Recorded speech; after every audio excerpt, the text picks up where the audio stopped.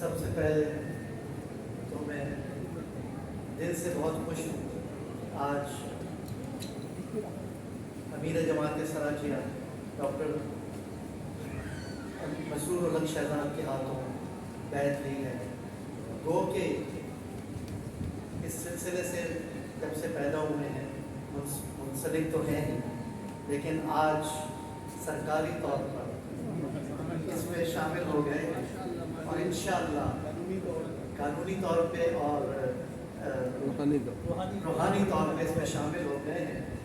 اور انشاءاللہ آپ جس طرح امیر جماعت سراجیہ یا خالد منصور صاحب کنٹریبیوٹ کر رہے ہیں، انشاءاللہ میں اور نوید بھائی بھی انشاءاللہ شانہ بشانہ کھڑے ہوں گے اور جماعت کے ساتھ ہم آگے بڑھیں گے اور ایک سلسلہ اس کو آگے پہنچیں گے. یہ بہت خوشی کا دن ہے میرے لیے. دوسری بات یہ ہے کہ تھوڑا سا میں پس منظر میں جانا چاہوں گا کہ قیام پاکستان کے بعد ہمارے پردادا سراج الحق صاحب نے جو ایک سلسلہ گرداسپور میں شروع کیا تھا، وہ اللہ کے فضل و کرم سے ایک ولی اللہ تھے. اور قیام پاکستان کے بعد ہمارا خاندان پیر ظہور الحق کی سربراہی میں جب پاکستان پہنچا اور فیصل آباد کو اپنی منزل قرار دیا، تو جس طرح بہت سے لوگ ہجرت کر کے آئے تھے، ہمارے خاندان کو بھی یہ ہو سکتا تھا کہ وہ بزنس میں چلے جائیں یا نوکریوں پہ چلے جائیں، لیکن پیر ظہور الحق نے یہ تہیہ کیا کہ قیام پاکستان سے پہلے بھی ہم یہ دیکھتے تھے کہ مسلمانوں میں تعلیم کی کمی تھی، ان کو آگے نہیں آنے دیا جاتا تھا. تو ان کا خیال یہ تھا کہ جو کمی انہوں نے وہاں دیکھی، مسلمانوں کے اوپر جو ظلم و ستم دیکھے اور ان کو تعلیم میں اوپر آنے ہی نہیں دیا جاتا تھا، تو یہ بیڑا اٹھایا کہ پاکستان آ کے اپنی نوجوان نسل کو علم و ہنر کے شمع سے روشن کریں گے. اور یہ علم صرف دینی اور روحانی نہیں بلکہ جو جدید علم ہے اس سے بھی مالا مال کریں گے. اور یہ سلسلہ 1947 کے بعد جب یہ آئے ہیں، وہ سلسلہ شروع ہوا اور 5 اسکولوں کی بنیاد ڈالی گئی فیصل آباد میں. صابریہ اسلامیہ اسکول نمبر 1، نمبر 2 اسلامیہ اسلامیہ ہائی اسکول اور 2 اور اسکول تھے. اس زمانے میں بھی ہمارے یہ 5 اسکول فیصل آباد کے ٹاپ کے اسکول ہوا کرتے تھے. اور صرف تعلیمی میدان میں نہیں بلکہ غیر نصابی سرگرمیوں میں بھی ہمارا بینڈ پورے ڈسٹرکٹ کا نمبر 1 بینڈ ہوتا تھا. ہماری ڈرل وہ زبردست ہوا کرتی تھی.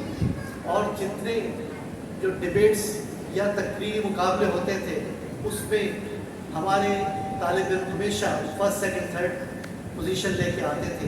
اسکاؤٹس ہمارے جو ہیں وہ پہچانے جاتے تھے. اور جب بھی فیصل آباد میں ڈسٹرکٹ لیول پہ جو بھی مقابلے ہوتے تھے، چاہے وہ تعلیمی ہوں یا کھیلوں کے ہوں، ہمیشہ اس سلسلے کے ہونہار طالب علم ہمیشہ جگمگاتے تھے. پھر نیشنلائز ہو گیا اسکول اور ایک چیلنج آیا اس جماعت کو، اور دارالعلوم جو کہ نمبر 1 اسکول میں ہوتا تھا وہ یہاں پہ پیر ظہور الحق کی سربراہی میں یہاں ہم شفٹ ہوئے. بہت مشکلات کا سامنا کیا، لیکن ہمارے دادا ظہور الحق کی رحلت کے بعد پیر ضمیر الحق صاحب نے اس تعلیمی سلسلے کو جس طریقے سے مزید اجاگر کیا، اور آج ان کی اس محنت کے نتیجے میں 6 اسکولز فیصل آباد اور باقی باہر شکر گڑھ اور حافظ آباد اور خیال میں گاؤں میں بھی اسکول ہے. آپ یہ دیکھیں کہ یہ سلسلہ مزید بہتر ہوتا چلا گیا، اور آج یہ رزلٹ آپ دیکھ رہے ہیں جو نظر آ رہا ہے، یہ پیر ظہور الحق کی انتھک کوششوں اور خدمات کا نتیجہ ہے. جو تجربہ وہ تعلیم و تربیت میں رکھتے تھے، وہ سارا کا سارا نچوڑ جو ہے وہ ہماری اس سلسلے میں آنے والے بچوں کو ملا. تو یہ آپ کو ایک جھلک میں نے یہ دکھلائی کہ تعلیم و تدریس اس جماعت کا خاصہ ہے اور ایک مشن ہے اور ایک آبجیکٹو ہے جو کہ نہ صرف جاری ہے بلکہ اس کو مزید آگے لے کے جائیں گے.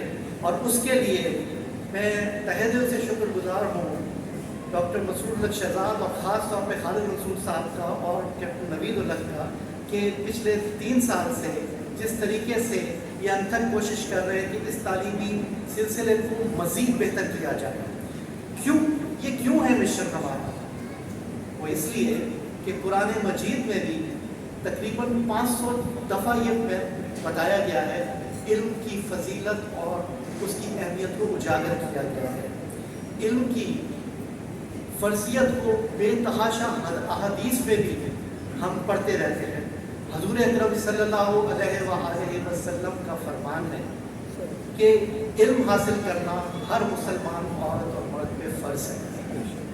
جب یہ حضور صلی اللہ علیہ وسلم نے کہہ دیا ہے تو ہمارا فرض صرف یہ نہیں ہے کہ ہم اپنے بچوں کو تعلیم سے آراستہ کریں بلکہ اپنی بچیوں کو بھی دینی اور جو جدید تعلیم ہے اس سے روشناس کرائیں. کیونکہ بچے کی تربیت 6 سے 7 گھنٹے تو اسکول یا درسگاہ میں ہوتی ہے لیکن باقی 15-16 گھنٹے وہ گھر پہ اپنی ماں کی تربیت پاتا ہے. اگر ماں پڑھی لکھی ہوگی تو آپ دیکھیں کہ اس کی شخصیت میں اگر وہ ایک اچھی درسگاہ میں تعلیم پا رہا ہے اور گھر پہ آ کے ایک پڑھی لکھی ماں کے ساتھ اپنی زندگی کو آگے بڑھا رہا ہے تو وہ کتنا زبردست شہری بنے گا. حضور اکرم صلی اللہ علیہ وسلم نے ایک جگہ فرمایا, ان سے روایت ہے کہ جو بھی حصول علم کے لیے آگے چلا اس رستے کو میں نے جنت کا رستہ بنا دیا. سبحان اللہ. کسی بھی ملک کی ترقی کا دار و مدار اس کی شرائع خواندگی پہ ہوتا ہے. یہ یورپ اور امریکہ آج جو ترقی کر گئے ہیں وہاں پہ شرائع خواندگی 100%. شرائع خواندگی کا مطلب ہے کہ پڑھے لکھے لوگ. اور اگر ہم اپنے ملک میں دیکھیں تو جن کو نام لکھنا آتا ہے ان کو بھی پڑھا لکھا گیا ہے, جبکہ ایسا نہیں. قائد اعظم نے پاکستان بنایا کیوں تھا؟ تاکہ مسلمان ہم لوگ یہاں کے تعلیم حاصل کریں. اقبال کا خواب بھی تھا, ان کو بہت فکر تھی, اسی لیے انہوں نے ایک شعر کہا تھا کہ حیرت ہے کہ تعلیم و ترقی میں ہے پیچھے, حیرت ہے کہ تعلیم و ترقی میں ہے پیچھے, جس قوم کا آغاز ہی اقرا سے ہوا تھا. اقرا بسم ربک الذی خلق. کیا اس قوم کو اگر حضور اکرم صلی اللہ علیہ وسلم کہہ رہے ہیں کہ علم حاصل کرو, قرآن میں آیا ہے, ہمارے لیڈر جو قائد اعظم اور علامہ اقبال یہ خواب دکھا رہے ہیں, تو کیا ہمارا فرض نہیں ہے کہ ہم خود بھی تعلیم حاصل کریں اور اسپیشلی آپ لوگ جو یہاں بیٹھے ہوئے ہیں اپنے بچوں کی تعلیم پہ بھرپور توجہ دیں. ایک سلسلہ آپ کے پاس ہے. اگر آپ یہ دیکھیں کہ جو افورڈیبل کلاس ہے وہ پرائیویٹ اسکولوں میں جا کے پڑھتی ہے, وہ جدید تعلیم تو حاصل کر لیتی ہے لیکن موسٹلی وہ دینی تعلیم سے اس طرح بہرہ نہیں ہو پاتی. یا وہ لوگ جو دینی درسگاہ میں تعلیم پا رہے ہیں وہ زبردست دینی تعلیم حاصل کرتے ہیں لیکن جدید علوم سے وہ پیچھے رہ جاتے ہیں. یہ وہ ادارہ ہے انجمن جماعت سراجیہ جو دونوں تعلیم میں بھرپور آپ لوگوں کو مواقع فراہم کر رہا ہے آپ کے بچوں کے لیے.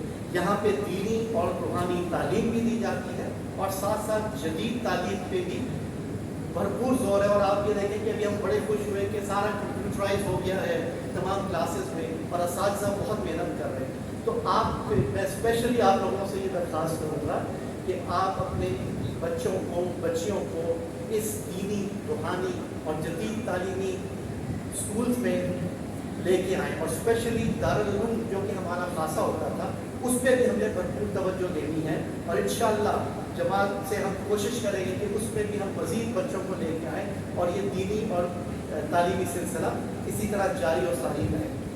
دینی اور جدید تعلیم کے ساتھ ساتھ انسان کو انسانیت سے پیار تبھی ملتا ہے جب اخلاقی تعلیم بھی دی جائے.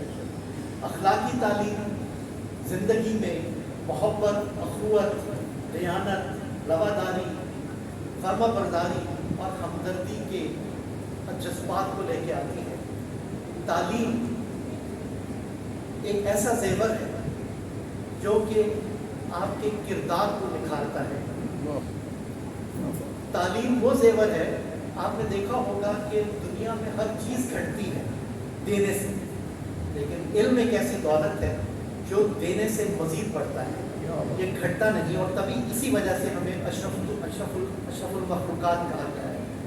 आप यकीन करें कि इस वक्त जिस दौर से हम गुजर रहे हैं, जो इस वक्त हमारा हाल है, सबसे ज़्यादा ज़रूरत इस चीज़ की है कि हम तालीम में अपने बच्चों को ऊपर लेके आएँ। क्योंकि अल्लामा इकबाल ने भी ये कहा है कि उस कौम को शमशीर की हाजत नहीं रहती है, उस कौम को शमशीर की हाजत नहीं रहती हो जिसके जवानों की खुदी सूरत फौला।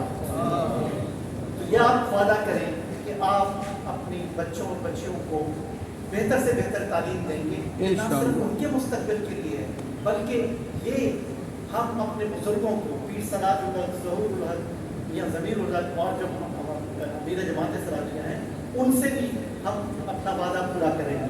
तो आइए हम अहद करते हैं कि हम अपने बच्चों को इस स्कूल में, यहाँ पे दीनी और जदीद तालीम में लेके आएंगे। और आखिर में मैं ये कहूँगा कि हम जितनी मर्जी तालीम हासिल कर लें, चाहे वो जदीद हो, दीनी हो या अखलाकी हो, सबसे जो इम्पोर्टेंट चीज़ है वो ये है कि अल्लाह से बात करें, अल्लाह से हम करें, अल्लाह से दौड़ लगाएँ, अल्लाह से मांगें।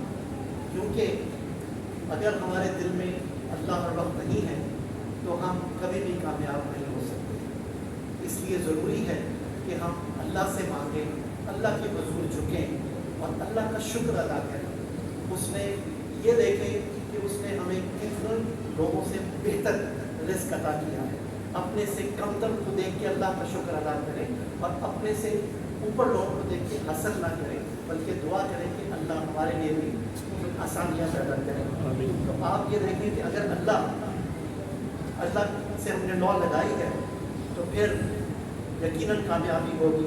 कि जैसे कि इकबाल ने कहा है कि दिल में खुदा का होना लाजिम है एक बार, दिल में खुदा का होना लाजिम है एक बार, सजदों में पड़े रहने से जन्नत नहीं मिलती। क्या ये जनाब तौकीर भाग शाह साहब ऐसे ही हसीन अंदाज में अपने ख्याल